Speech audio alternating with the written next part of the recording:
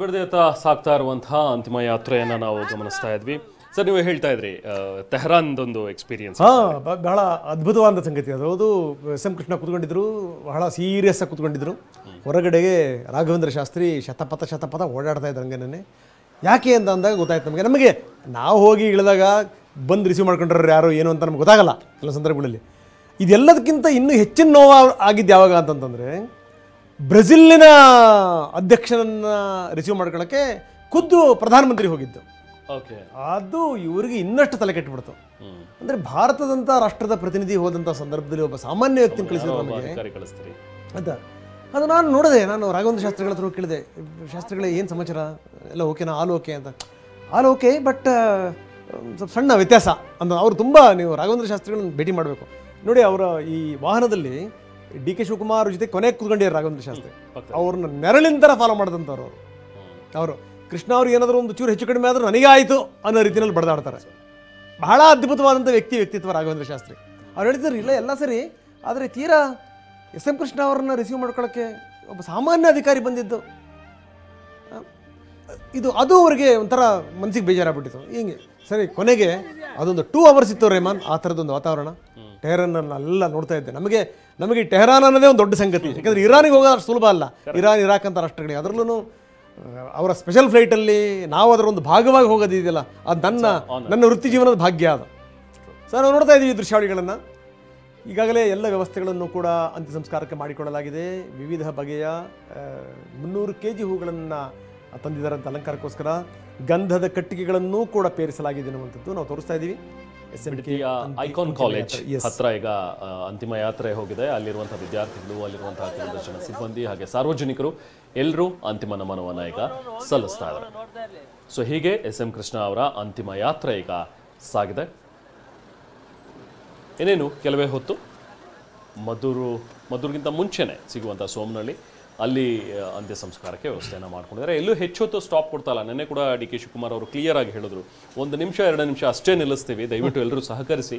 ಯಾಕಂದರೆ ಎಲ್ಲ ಕಡೆ ತುಂಬ ಹೊತ್ತು ನಾವು ನಿಲ್ಲಿಸ್ತಾ ಹೋದರೆ ಅಲ್ಲಿ ತಲುಪುವಂತಹ ದೂರ ಇದೆ, ತಲುಪುವಂಥದ್ದು ತುಂಬ ಲೇಟ್ ಆಗಿಬಿಡುತ್ತೆ. ಸೊ ಹಾಗಾಗಿ ಅಲ್ಲಿ ಹೋಗಿ ಸಾಕಷ್ಟು ವಿಧಿವಿಧಾನಗಳಿರುತ್ತೆ, ಕಾರ್ಯಗಳಿರುತ್ತೆ, ಅದನ್ನು ಮಾಡಬೇಕಾಗತ್ತೆ ನಾವು. ಹಾಗಾಗಿ ಅನುವು ಮಾಡಿಕೊಡಿ ಅಂತ ಹೇಳಿ ಕೇಳಿದರು. ಹಾಗೆ ಈಗ ಹುಟ್ಟೂರು ಸೋಮನಹಳ್ಳಿಯ ಹತ್ರ ಸಾಗ್ತಾ ಇದೆ ಈಗ ಎಸ್ ಎಂ ಕೆ ಅವರ ಅಂತಿಮ ಯಾತ್ರೆ ಹೊರಟಿದೆ. ರಸ್ತೆ ಅಕ್ಕಪಕ್ಕ ಇರುವಂತಹ ಈ ಐಕಾನ್ ಕಾಲೇಜ್ನ ಸ್ಟೂಡೆಂಟ್ಸನ್ನು ನೋಡ್ತಾ ಇದ್ದೀವಿ ನಾವು. ಐಕಾನ್ ಕಾಲೇಜ್ನ ವಿದ್ಯಾರ್ಥಿನಿಯರು ಅವರು ಕೂಡ ಈ ಅಂತಿಮ ಯಾತ್ರೆಯ ಹೊರಡುವಂತಹ ವಾಹನಕ್ಕೆ ಪುಷ್ಪಾರ್ಚನೆಯನ್ನು ಮಾಡಿ ಅಲ್ಲಿಂದಲೇ ದೂರದಿಂದಲೇ ನಮನವನ್ನು ಸಲ್ಲಿಸಿದ್ದಾರೆ. ಈಗ ಮತ್ತೆ ಅಂತಿಮ ಯಾತ್ರೆ ಹೊರಟಿದೆ. ಬಿಡದಿ ಮಾರ್ಗವಾಗಿ ರಾಮನಗರ ತಲುಪುತ್ತೆ. ರಾಮನಗರದಲ್ಲೂ ಕೂಡ ಐಜೂರು ಸರ್ಕಲ್ ಬಳಿ ಒಂದು ವ್ಯವಸ್ಥೆಯನ್ನು ಮಾಡಿದ್ದಾರೆ. ಸೊ ಅಲ್ಲೂ ಕೂಡ ಹಾಗೆ ಬೇಜಿಯಸ್ನ ಸರ್ಕಲ್ ಏನಿದೆಯಲ್ಲ, ಅಲ್ಲಿ ವ್ಯವಸ್ಥೆಗಳನ್ನು ಮಾಡಿದ್ದಾರೆ. ಅಲ್ಲೂ ಕೂಡ ಸ್ಟಾಪ್ ಇರುತ್ತೆ. ಅಲ್ಲೂ ಜನ ಅಂತಿಮ ನಮನವನ್ನು ಸಲ್ಲಿಸಬಹುದು. ಅದಾದ ನಂತರ ಚನ್ನಪಟ್ಟಣ ಮಾರ್ಗವಾಗಿ ಮದ್ದೂರಿಗೆ ಹೋಗುವ ಮಾರ್ಗ ಮಧ್ಯದಲ್ಲೇ ಸೋಮನಹಳ್ಳಿ ಸಿಗುತ್ತೆ. ಸೊ ಹಳೆಯ ಕಾಫಿ ಡೇ, ಬಹುಶಃ ಈ ಭಾಗದಲ್ಲಿ ಟ್ರಾವೆಲ್ ಮಾಡುವಂಥವ್ರಿಗೆ, ಮುಂಚೆ ಟ್ರಾವೆಲ್ ಮಾಡ್ತಾ ಇದ್ದಂಥವ್ರಿಗೆ ಗೊತ್ತಿರುತ್ತೆ, ಚಿರಪರಿಚಿತ ಇರುತ್ತೆ ಈ ಜಾಗ. ಸೊ ಆ ಜಾಗ ಎಸ್ ಎಂ ಕೃಷ್ಣ ಅವರ ಕುಟುಂಬಕ್ಕೆ ಸೇರಿದಂಥದ್ದು. ಅದೇ ಜಾಗದಲ್ಲಿ ಇವತ್ತು ಅಂತ್ಯಕ್ರಿಯೆಯನ್ನು ನೆರವೇರಿಸಲಾಗುತ್ತೆ. 1000 ಗಂಧದ ಕಟ್ಟಿಗೆಗಳನ್ನು ಕೂಡ ಈಗಾಗಲೇ ವ್ಯವಸ್ಥೆ ಮಾಡ್ಕೊಂಡಿದ್ದಾರೆ. 300ಕ್ಕೂ ಹೆಚ್ಚು kgಯ ಹೂಗಳನ್ನು ಕೂಡ ಸಿದ್ಧಪಡಿಸ್ಕೊಂಡಿದ್ದಾರೆ.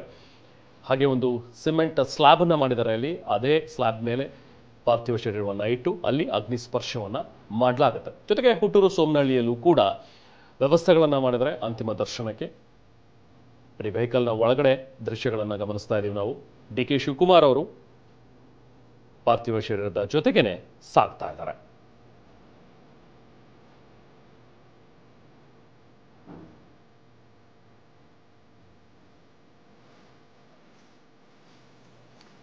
ಸೊ ಅದಾದ ನಂತರ ರೆಹಮಾನ್ ಕರೆ ಬಂತು. ಅದಾದ ನಂತರ ಇಲ್ಲ ನೀವು ಬರಬೇಕಂತೆ ನೀವು ಅಂತಂದು ಒಬ್ಬ ದೊಡ್ಡ ವ್ಯಕ್ತಿನೇ ಬಂದು ಇವರಿಗೆ ಆಹ್ವಾನ ಕೊಟ್ಟರು, ಬನ್ನಿ ಕಾಯ್ತಾ ಇದ್ದಾರೆ ಅಂತ ಹೇಳಿದ್ದ. ಆವಾಗ ಇವರು ಪ್ರಧಾನಮಂತ್ರಿಗಳನ್ನ ಅಧ್ಯಕ್ಷರನ್ನ ಭೇಟಿ ಮಾಡಿದ್ರು. ಜೊತೆಗೆ ಏನು ಅಂತಂದರೆ ಖಮೇನಿಯನ್ನು ಕೂಡ ಭೇಟಿ ಮಾಡಿ ನಾವು ಹತ್ತಿರದಿಂದ ನೋಡೀನಿ. ಖಮೇನಿಯನ್ನು ಕೂಡ ಹತ್ತಿರದಿಂದ ನೋಡಿರೋದು. ಸೊ ಈ ಘಟನಾವಳಿಗಳಿದಾವಲ್ಲ ಅಲ್ಲಿ ಭಾಳ ಅದ್ಭುತ. ಇನ್ನೊಂದು ನಾನು ಹೇಳಲೇಬೇಕು, ಇರಾನ್ ಪರ್ಷಿಯಾದ ಪ್ರಮುಖ ರಾಷ್ಟ್ರ. ಜೊತೆಗೆ ಅಲ್ಲಿ ಭಾಳ ಆಶ್ಚರ್ಯ ಅಂತ ಅನ್ಸ್ಬೋದು ನಿಮಗೆ, ಸಿಖ್ಖರಿದರಲ್ಲಿ ಗುರುದ್ವಾರಗಳಿವೆ, ಹಳೆಯ ಚರ್ಚ್ಗಳಿವೆ. ನಾವು ಹಳೆಯ ಚರ್ಚ್ಗಳಿಗೆ ಭೇಟಿ ಕೊಟ್ಟಿದ್ವಿ, ಒಂದು ಗುರುದ್ವಾರಕ್ಕೆ ಭೇಟಿ ಕೊಟ್ಟಿದ್ವಿ. ಅಲ್ಲೊಬ್ಬ ಸಿಕ್ಕ ಒಬ್ಬ ಹುಡುಗನನ್ನು ನಾನು ಇಂಟರ್ವ್ಯೂ ಮಾಡಿದ್ದೆ. ಅವ್ನು ಹೇಳ್ದೆ, ಇಲ್ಲಿ ಯಾವ ರೀತಿಯ ಗೊಂದಲಗಳು ಇಲ್ಲ, ನಾವು ತುಂಬ ಚೆನ್ನಾಗಿ ಬದುಕ್ತಾ ಇದ್ದೀವಿ. ಜೊತೆಗೆ ಏನಂದ್ರೆ ನನ್ನ ನಿಜವಾದ ಮಾತೃಭೂಮಿ ಯಾವುದು ಅಂತಂದರೆ ನಾನು ಇರಾನ್ ಅಂತಲೇ ಹೇಳ್ತೀನಿ ಅಂತ ಹೇಳಿ ಅಂತ. ಸೊ ಇದೆಲ್ಲವನ್ನೂ ಕೂಡ ಸ್ಪೆಷಲ್ ಫ್ಲೈಟಲ್ಲಿ ನಾನು ಇಂಟರ್ವ್ಯೂ ಮಾಡಿಕೊಂಡು ಬಂದೆ, ವಾಪಸ್ ಬರ್ತಾನೂ ಕೂಡ. ಸೊ ಅದೊಂದು ಅದ್ಭುತವಾದಂಥ ಒಂದು ಅನುಭವ. ಜೊತೆಗೆ ಎಸ್ ಎಂ ಕೃಷ್ಣ ನಾನು ಎಷ್ಟರ ಮಟ್ಟಿಗೆ ಕಂಗಾಲಾಗಿಬಿಟ್ಟಿದ್ರು ಅಂತ ಹಿಂದೆ ನಾವು ಕೇಳಿದ್ವಿ. ಎಸ್ ಎಂ ಕೃಷ್ಣ ಯಾವಾಗಂತ ಅವ್ರು ಕಂಗಾಲಾಗಿದ್ದು ಅಂತಂದರೆ, ಯಾವಾಗ ರಾಜ್ಕುಮಾರ್ನ ವೀರಪ್ಪನ ಹಿಡ್ಕೊಂಡು ಹೋದ ಅಂತ ಗೊತ್ತಾಗ್ಬಿಡ್ತಲ್ಲ, ಆವತ್ತಿನ ದಿವಸ ಅವರು ಕಂಗಾಲಾಗಿದ್ರಂತೆ. ಏನಿದು ಕತೆ ಇದು? ಹಾಗಾದ್ರೆ ಅಧಿಕಾರಕ್ಕೆ ಬಂದ ಒಂದು 10 ತಿಂಗಳಷ್ಟೇನೆ, ಅವಾಗ ತಾನೇ ಮುಖ್ಯಮಂತ್ರಿಗಳಾಗಿ ಬಂದಿದ್ರು. 10 ತಿಂಗಳಲ್ಲಿ ಇಂಥದ್ದೊಂದು ನಿಜವಾದಂಥ ಅಗ್ನಿ ಪರೀಕ್ಷೆ ಮಾನಿ ಅವರ ಪೀರಿಯಡ್ ಇದೆಯಲ್ಲ, ಅದು ಸಾಮಾನ್ಯ ಅಲ್ಲ. ಅದ್ರ ಹಿಂದೆ ದೊಡ್ಡ ಎಫರ್ಟ್ ಇತ್ತು ಅವ್ರದ್ದು. ಅವ್ರು KPCC ಅಧ್ಯಕ್ಷರಾಗಿದ್ರು, ಪಾಂಚಜನ್ಯ ಯಾತ್ರೆ ಮಾಡಿದ್ರು. ಪಾಂಚಜನ್ಯ ಯಾತ್ರೆಯಿಂದ ಅವ್ರು ಹೋಗಿ ಮುಖ್ಯಮಂತ್ರಿಯಾಗೇನೆ ಅವ್ರು ಹೊರಗಡೆ ಹೋಗಿದ್ದು. ಕರೆಕ್ಟ್. ಇದು ಸಾಮಾನ್ಯ ಸಂಗತಿ ಅಲ್ಲ ಇದು. ನಿಜ. ಸೊ ಅಂಥ ಸಂದರ್ಭದಲ್ಲಿ ನೋಡಿ ಹೆಂಗೆ ಅಂತ, 3 ವರ್ಷ ಬರ, ವಿಪರೀತವಾದಂಥ ಬರ, ಕೊನೆಯ 1 ವರ್ಷ ವಿಪರೀತವಾದಂಥ ಮಳೆ, ಜೊತೆಗೆ ಸಾಲದ್ದು ಅಂತ ಹೇಳಿ ಈ ರೀತಿ ಕಥೆಗಳು.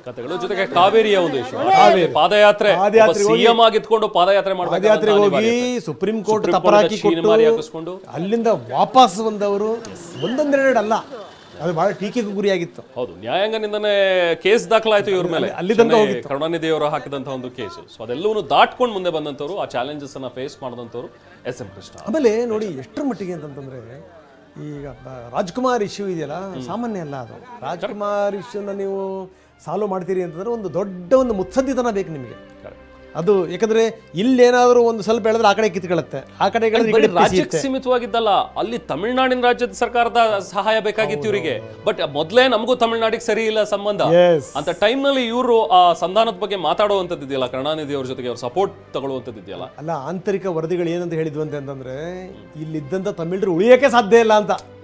ಆ ಟೈಮ್ನಲ್ಲಿ ಗಲಾಟೆಗಳಾಗಿ ಆಂತರಿಕ ಇದು ತುಂಬಾ ಸ್ಪಷ್ಟವಾಗಿ ಹೇಳಿತ್ತು. ಹೆಚ್ಚು ಕಡಿಮೆ ಆಯ್ತು ಅಂತಂದ್ರೆ ಇಲ್ಲಿದ್ದಂಥ ತಮಿಳರು ಉಳಿಯಕ್ಕೆ ಸಾಧ್ಯ ಇಲ್ಲ.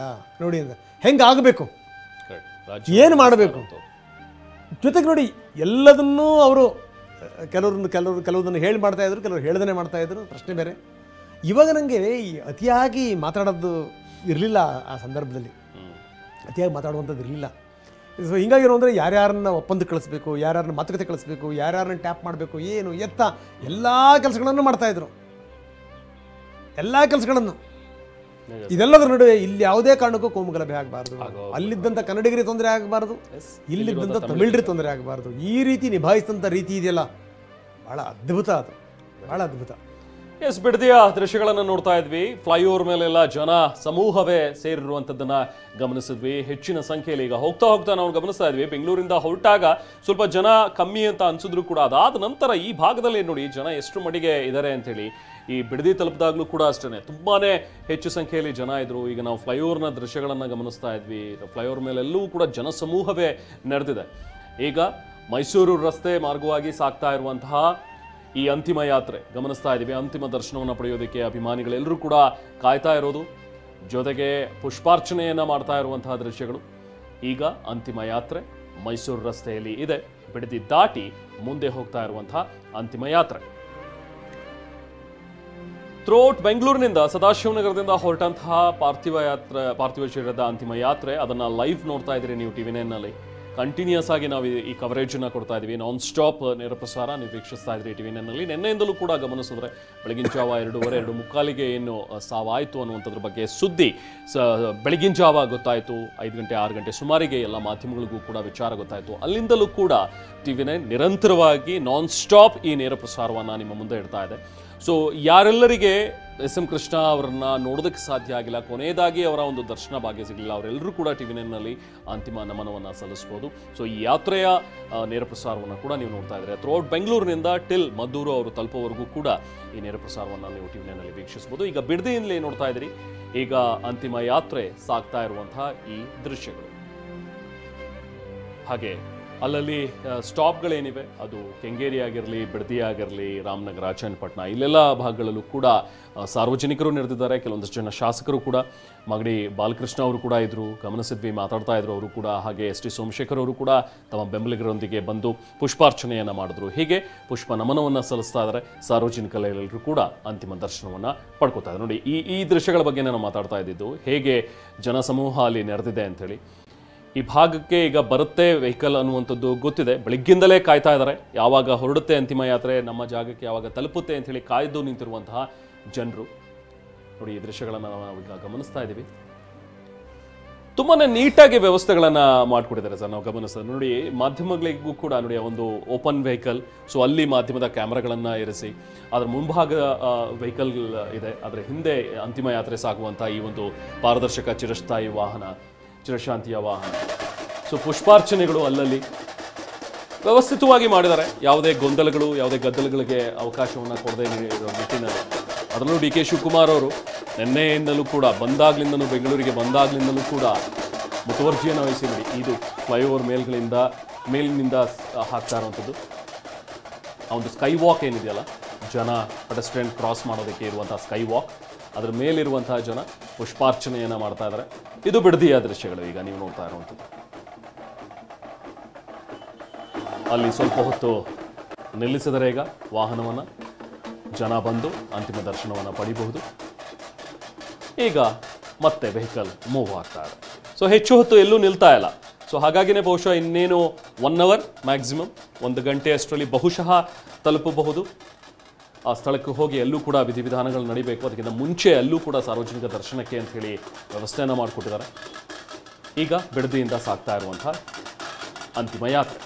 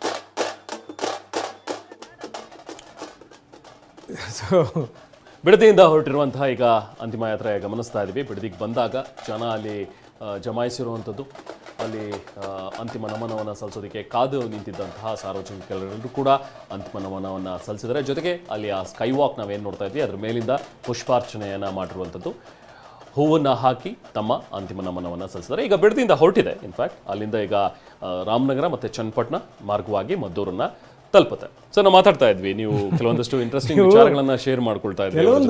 ಕೆಲವೊಂದು ಈ ಬಹಳ ಅದ್ಭುತವಾದ ಸಂಗತಿಗಳು ನಾವೆಲ್ಲ ಏನು ಅಂದ್ಕೊಂಡಿದ್ವಿ ಅಂತಂದ್ರೆ, ಎಸ್ಪೆಷಲಿ ನಾನೇನು ಅಂದ್ಕೊಂಡಿದ್ದೆ ಅಂದ್ರೆ, ಅದೊಂದು ಕರ್ಮಠ ಮುಸ್ಲಿಂ ರಾಷ್ಟ್ರ, ತುಂಬಾ ಸ್ವಚ್ಛವಾಗಿರಲ್ಲ, ಈ ತರದೆಲ್ಲ ಕಲ್ಪನೆಗಳು. ನಾನು ಅದನ್ನ ಎಸ್ ಎಂ ಕೃಷ್ಣ ಅವ್ರ ಹತ್ರ ಮಾತಾಡಿದೆ. ನಾನು, ಸರ್ ಏನು ಸರ್ ಇದು ನಗರ ಹಿಂಗಿದೆ ಇದು ಅಂತ. Beautiful city.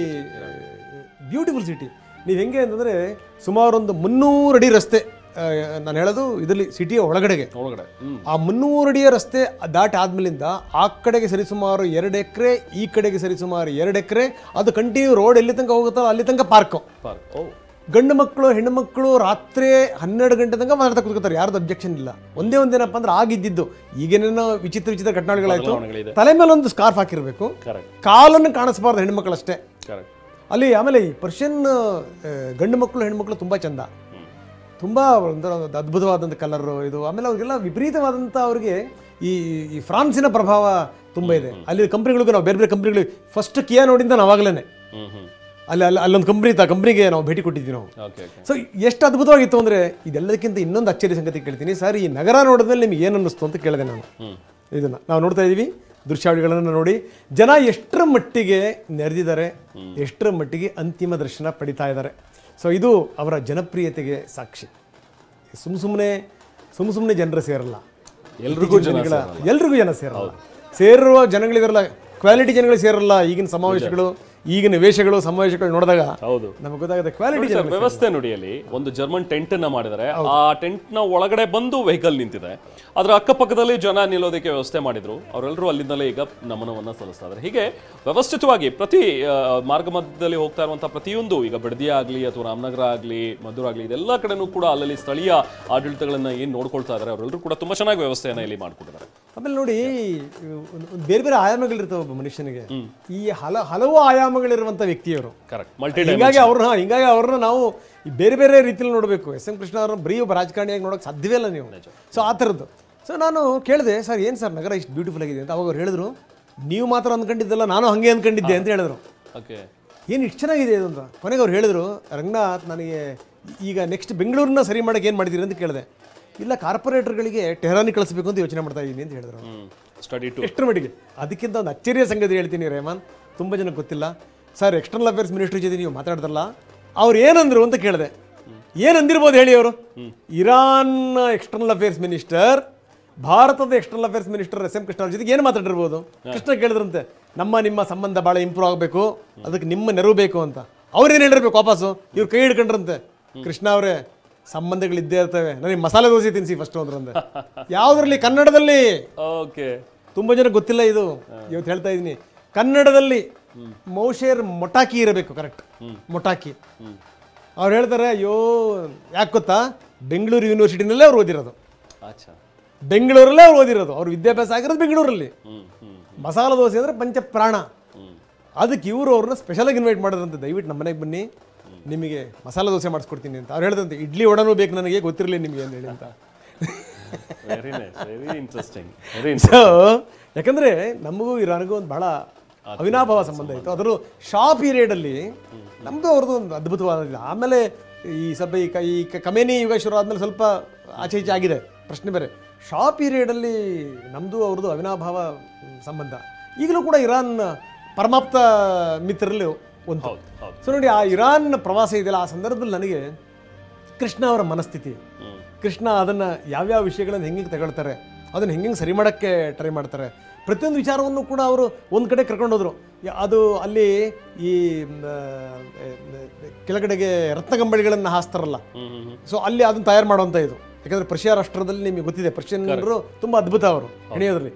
ಅಲ್ಲೆಲ್ಲ ಹೋಗಿ ಕೃಷ್ಣ ಒಂದೊಂದೊಂದೊಂದೂ ಕೂಡ ಸಂಗತಿಗಳನ್ನು ವಿಚಾರಿಸ್ಕೊಂಡಂಥ ರೀತಿ ಇದೆಯಲ್ಲ, ನಮ್ಮ ಕಣ್ಣೆದುರುಗಡೆ ಇದೆ. ಏನು ಇವ್ರಿಗೆ ಅಷ್ಟೊಂದು ಇವ್ರಿಗೆ ಆಸಕ್ತಿ ಇದೆಯಾ ಏನಪ್ಪ ಎದುರುಗಡೆ ಅಂತ ಅಂದರೆ ಹಿಂಗೆ. ಆಮೇಲೆ ಇನ್ನೊಂದನ್ನು ಹೇಳಲೇಬೇಕು ನಾನು, ಯಾವುದೇ ಸಭೆ ಸಮಾರಂಭಗಳು ಅಥವಾ ವಿದೇಶದಲ್ಲಿರುವಂಥ ಸಂಘ ಸಂಸ್ಥೆಗಳು, ಅದಕ್ಕೆ ಇವರ ನೆರವು ಶತಸಿದ್ಧ. ಅಕ್ಕಾ ಸಮ್ಮೇಳನಕ್ಕೆ ಇಲ್ಲಿಂದ ಜನ ಹಿಂಡು ದಂಡು ಹೋಗ್ತಾರಲ್ಲ, ನಿಜವಾಗ್ಲೂ ಜ್ಞಾಪಿಸ್ಕೋಬೇಕು. ಅದಕ್ಕೆ ಕಾರಣಕರ್ತರು ಕೃಷ್ಣ ಅವರು. ಅಂದರೆ ಅಕ್ಕಾ ಸಮ್ಮೇಳನ ಮಾಡ್ತೀವಿ ಅನ್ನುವಂಥ ಸಂದರ್ಭದಲ್ಲಿ ಅವರಿಗೆ ಬೆಂಬಲಕ್ಕೆ ನಿಂತಂಥವ್ರು ಅವರು ಅಷ್ಟೇ ಅಲ್ಲ, ಇವ್ರು ಹೋಗ್ತಾರಲ್ಲಿ, ಅಲ್ಲಿಗೆ ಬಂದಂಥವ್ರನ್ನ ಬೇರೆ ಬೇರೆಯವ್ರ ಜೊತೆ ಮಾತಾಡಿ ಅಲ್ಲಿಂದ ಯಾರ್ಯಾರನ್ನ ಈ ಭಾರತಕ್ಕೆ ಕರೆತಂದು ಉದ್ದಿಮೆಗಳಲ್ಲಿ ಅವ್ರನ್ನ ಹೂಡಿಕೆ ಮಾಡಿಸ್ಬೇಕು, ಇನ್ವೆಸ್ಟ್ಮೆಂಟ್ ಮಾಡಿಸ್ಬೇಕು, ಅದಕ್ಕೆ ಸಂಬಂಧಪಟ್ಟಂಗೆ. ಅಂದರೆ ಯಾವುದೇ ಅವಕಾಶಗಳನ್ನು ಬಿಟ್ಕೊಡ್ತಿರ್ಲಿಲ್ಲ ಕೃಷ್ಣ. ಹಾಗಾಗೇ ಇವತ್ತು IT ಸಿಟಿ, ಸಿಲಿಕಾನ್ ಸಿಟಿ ನೋಡಿ. ನಾನು ಹೇಳ್ತೀನಿ ತುಂಬ ಜನಕ್ಕೆ ಉರಿಯತ್ತನ ಗೊತ್ತಿಲ್ಲ ನನಗೆ. ಸಿಲಿಕಾನ್ ಸಿಟಿ ಕೃಷ್ಣ ಇರಲಿಲ್ಲ ಅಂದರೆ ಸಿಲಿಕಾನ್ ಸಿಟಿ ಆಗ್ತಿರಲಿಲ್ಲ, ಸಿಲ್ಲಿ ಸಿಟಿ ಆಗ್ತಾ ಇತ್ತು ಅಂತ. ಈಗ ರಾಜ್ಯಕ್ಕೆ ಅತ್ಯಂತ ಆದಾಯ ತಂದು ಕೊಡುವಂಥ ಸಿಟಿನ ಸಿಲ್ಲಿ ಮಾಡಿದೀವಿ ನಾವು. ಕೆಟ್ಟ ಟ್ರಾಫಿಕ್ಕು, ದರಿದ್ರ ವ್ಯವಸ್ಥೆ, ಡ್ರೈನೇಜ್ ನೆಟ್ಟಿಗೆ ವ್ಯವಸ್ಥೆ ಇಲ್ಲ, ಮಳೆ ಬಂದಿರೋಂಥ ನೀರನ್ನ ಒಂದು ಲೆಕ್ಕಕ್ಕೆ ಕಳಿಸೋ ಯೋಗ್ಯತೆ ಇಲ್ಲ ನಮಗೆ. ಬೆಂಗಳೂರನ್ನ ಹಿಗ್ಗಿಸ್ತಾ ಇದ್ದೀವಿ ಅಂತಂದ್ರೆ ಅದಕ್ಕೆ ಬೆಲೆನೇ ಇಲ್ಲ. ಅದಕ್ಕೆ ಬೆಂಗಳೂರು ಇವತ್ತು ಎಲ್ಲಿ ನೋಡಿದ್ರು ಫುಟ್ಪಾತಲ್ಲಿ ನಡೆಯೋಕ್ಕೆ ಭಯ ಆಗಬೇಕು ಅಂಥ ಸ್ಥಿತಿ ಇದೆ. ಆದರೆ ಆ ಸಂದರ್ಭದಲ್ಲೇ ಅವರು ನಾನು ಬೆಂಗಳೂರನ್ನು ಸಿಂಗಾಪುರ್ ಮಾಡ್ತೀನಿ ಅಂತ ಕನ್ಸ್ಕೊಂಡಂಥವ್ರು. ಅದು ದೊಡ್ಡ ಲೇವಡಿ ಮಾಡಿದ್ದಾರೆ. ನಾವು ಕೂಡ ಭಾಳಷ್ಟು ಸಂದರ್ಭಗಳಲ್ಲಿ ಮಾತಾಡಿದ್ದೀವಿ, ನಿಮ್ಮ ಯೋಗ್ಯತೆ ನೀವು ಸಿಂಗಾಪುರ್ ಮಾಡ್ತೀರಾ ರಾಜಕಾರಣಿಗಳು, ಅಲ್ಲಿ ಹೋಗಿ ಬೇರೆ ಬೇರೆ ರಾಷ್ಟ್ರಗಳು ನೋಡ್ಕೊಂಬನ್ನಿ ಅಂತೆಲ್ಲ ಹೇಳಿದ್ದಾಗಿದೆ. ಪ್ರಶ್ನೆ ಬೇರೆ, ಆ ಕನಸಿತ್ತಲ್ಲ, ಕನವರಿಕೆ ಇತ್ತಲ್ಲ, ವಿಷನ್ ಇದೆಯಲ್ಲ, ಅದು ವಿಷನ್ನು ಈಗ ಅಂತಾರಾಷ್ಟ್ರೀಯ ವಿಮಾನ ನಿಲ್ದಾಣ ಇಂಥ ಕಡೆ ಬರಬೇಕು ಆ ರೀತಿ ಮಾಡಿದ್ದಿದೆಯಲ್ಲ ಸಾಮಾನ್ಯ ಸಂಗತಿ ಅಲ್ಲ. ಫ್ಲೈಓವರ್ಗಳು ನಾವು ನೀವು ದಿನನಿತ್ಯ ಸಿಕ್ಕಾಕೊಳ್ಳುವಂಥ ಅದಿದೆಯಲ್ಲ, ಆ ಫ್ಲೈಓವರಲ್ಲಿ ಹೆಬ್ಬಾಳ ಫ್ಲೈಓವರೇ ಇರಲಿಲ್ಲ ಅಂದಿದ್ದಿದ್ರೆ ಈಗ ಕೆಲವೊಂದಷ್ಟು ಇನ್ನಷ್ಟು ಕಥೆಗಳೇನು, ಈಗ ಅಂಡರ್ ಪಾಸ್ಗಳು. ಆಮೇಲೆ ಅಧಿಕಾರಿಗಳನ್ನು ಅವ್ರು ಚೂಸ್ ಮಾಡ್ತಿದ್ದಂಥ ರೀತಿ ಅದು ಬೇರೆಯವ್ರಿಗೆ ಮಾರ್ಗದರ್ಶನ. ಇವತ್ತೆಲ್ಲ ಏನು ಅಂತಂದರೆ ಇವತ್ತಿನ ಅಧಿಕಾರಿಗಳ ಮಾನದಂಡ ಏನಪ್ಪ ಅಂತಂದ್ರೆ ಅವ್ರು ಎಷ್ಟು ಭ್ರಷ್ಟಾಚಾರ ಮಾಡಿದ್ದಾರೆ, ಎಷ್ಟು ಮಾಡಿದ್ರು ಕೂಡ ಹೆಂಗೆ ಸಿಗ್ಸಲ್ಲ ಅವ್ರು ನಮ್ಮನ್ನ, ನನಗೇನು ಲಾಭ ಆಗುತ್ತೆ ಇವನಿಂದ, ಅದರ ಮಾನದಂಡ. ಈಗ ಬೇಕಾದ್ ಮಾಡಬಹುದು, ಸಿಕ್ಕಬಾರ್ದು ಅವನು ಅಂತ ಬುದ್ಧಿವಂತನ ಹತ್ರ ಬಾರಪ್ಪ ಅಂತ. ಕೃಷ್ಣ ಹಂಗಲ್ಲ, ತುಂಬ ಚೂಸಿ, ಯಾರ್ಯಾರನ್ನ ಹತ್ರ ಇಟ್ಕೋಬೇಕು, ಯಾರ್ಯಾರನ್ನ ಎಡಬಲದಲ್ಲಿ ಇಟ್ಕೋಬೇಕು ತುಂಬ ಚೆನ್ನಾಗಿ ಗೊತ್ತಿತ್ತು. ಅಂಥ ಅದ್ಭುತವಾದಂಥ ರಾಜಕಾರಣಿ, ಮುತ್ಸದ್ದಿ ರಾಜಕಾರಣಿ. ಎಸ್ ಎಂ ಕೃಷ್ಣ ಅವರ ಅಂತಿಮ ಯಾತ್ರೆಯನ್ನು ನೋಡ್ತಾ ಇದ್ದೀವಿ. ಸೋಮನಹಳ್ಳಿ ಅಲ್ಲಿ ಒಂದು ರೀತಿ ನೀರವ ಮೌನ ಇದೆ ಇವತ್ತು. ಯಾಕೆಂದರೆ ಸೋಮನಹಳ್ಳಿ ಎಸ್ ಎಂ ಕೃಷ್ಣ ಅವರ ಹುಟ್ಟೂರು. ಅಲ್ಲಿಂದಲೇ ತಮ್ಮ ಒಂದು ರಾಜಕೀಯ ಜೀವನವನ್ನು ಕೂಡ ಆರಂಭಿಸಿದವರು ಮದ್ದೂರಿನಿಂದ. ಮೊದಲು 1962 ಅಲ್ಲಿಂದಲೇ ಕಂಟೆಸ್ಟ್ ಮಾಡಿ ಒಬ್ಬ ಇಂಡಿಪೆಂಡೆಂಟ್ ಕ್ಯಾಂಡಿಡೇಟ್ ಆಗಿ ನಿಂತು ಆ ಟೈಮ್ನಲ್ಲಿ ಕಾಂಗ್ರೆಸ್ನಿಂದ ನಿಂತಿದ್ದಂಥ ಶಂಕರ್ ಅವರನ್ನ ಸೋಲಿಸಿದ್ದು ಅದು ಕೂಡ ಒಂದು ರೀತಿ ಇತಿಹಾಸ. ಯಾಕಂದರೆ ಆ ಟೈಮ್ನಲ್ಲೇ ಜವಾಹರ್ಲಾಲ್ ನೆಹರು ಸಹ ಅವರಿಗೆ ಕ್ಯಾಂಪೇನ್ ಮಾಡಿದಂಥವ್ರು. ಅಂಥವರ ವಿರುದ್ಧ ನಿಂತು ಗೆದ್ದು ಅಸೆಂಬ್ಲಿ ಪ್ರವೇಶ ಮಾಡಿದವರು ಎಸ್ ಎಂ ಕೃಷ್ಣ.